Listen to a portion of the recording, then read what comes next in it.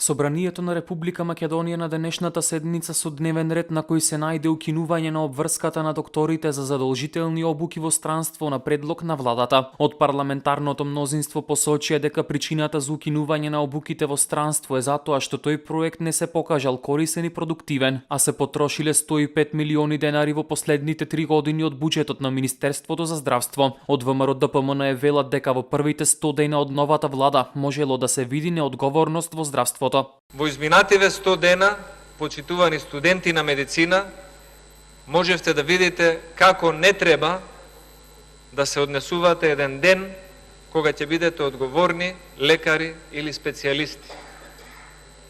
Како не треба да се третираат пациенти и како не треба да се има таков арогантен однос кон јавноста како што имаше Министерството за здравство во овие изминати денови.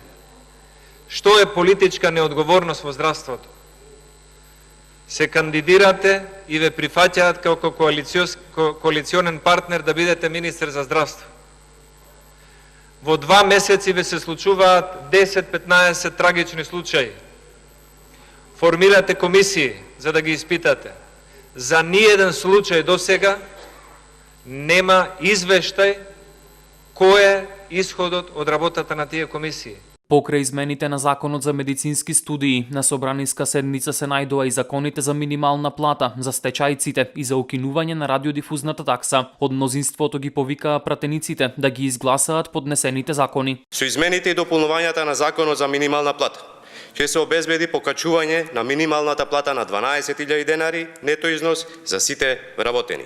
Тоа значи усогласување на минималната плата на вработените во текстилната и индустријата за производство на кожа, кои што изминативе години беа обесправени и земаа плата пониска дури од утврдената минимална плата.